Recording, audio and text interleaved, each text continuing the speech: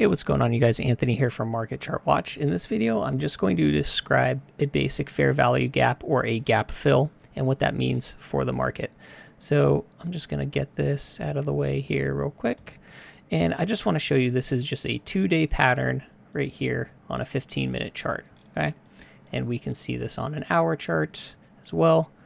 But basically what we're looking at is gaps in candle wicks. So whether those gaps are between single or a 3-candle chunk, or whether the gap is pre-market and after hours. So I'm going to show you first this pre-market gap.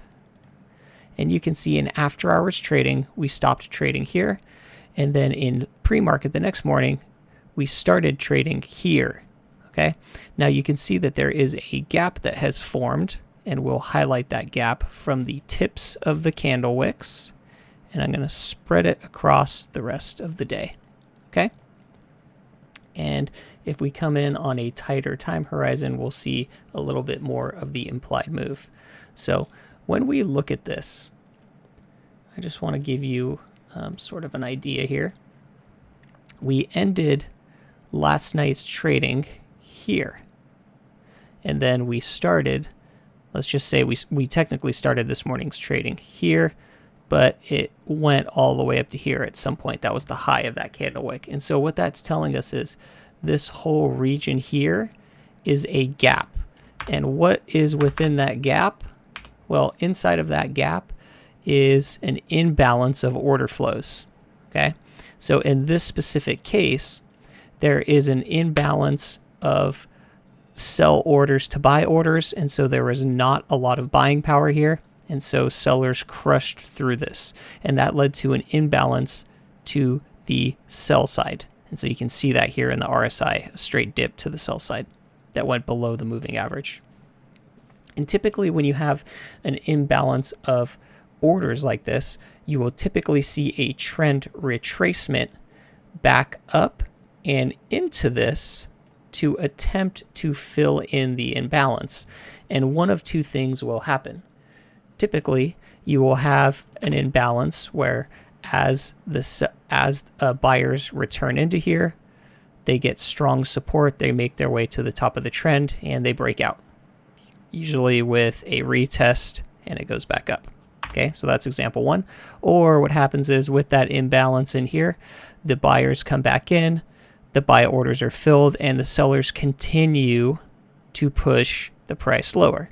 So two things in this scenario happen. But in both of these scenarios, the fair value gap is tested within the gap. So that's why I'm drawing this kind of up and down trend. Okay. And we see this time and time and time again in the charts.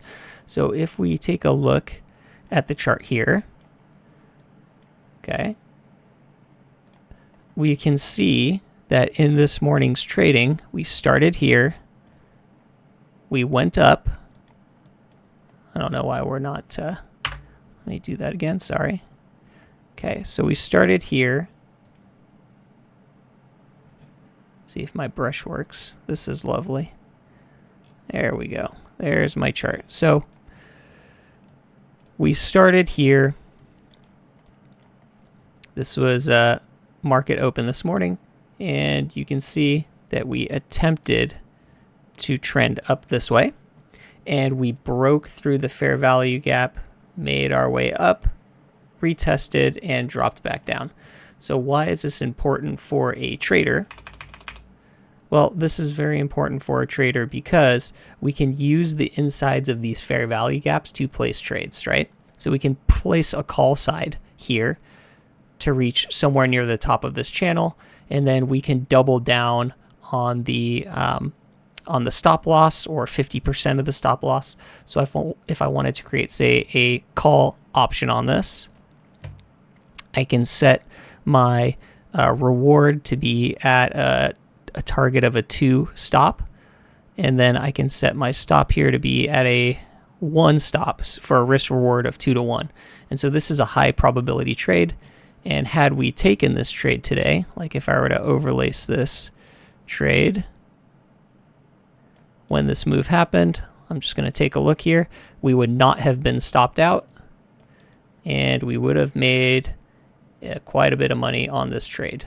Okay, so that's pretty awesome.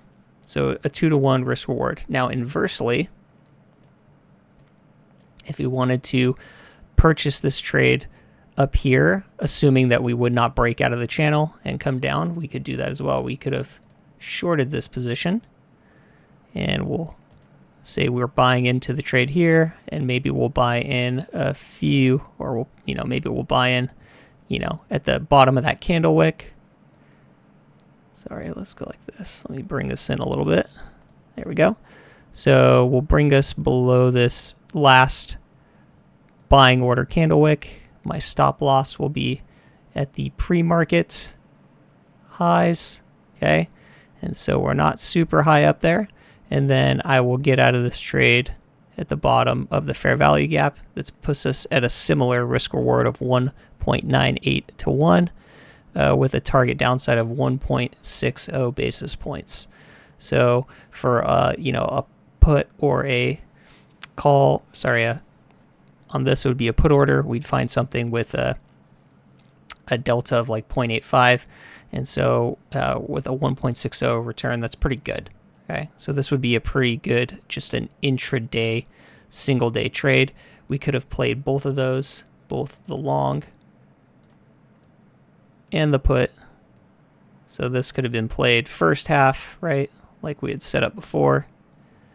And then when we had that trend reversal, this could have been played the second half. So both of these would have netted a reward without hitting a stop loss, which would have netted you about a 4x return on those trades. So those 0 DTEs, you're looking at around $500 entry, 0.85 delta. That's about a good $500 day for you off of 2 trades with single contracts. Anyways, that's just a quick explanation of how these fair value gaps work, why I freaking love them so much.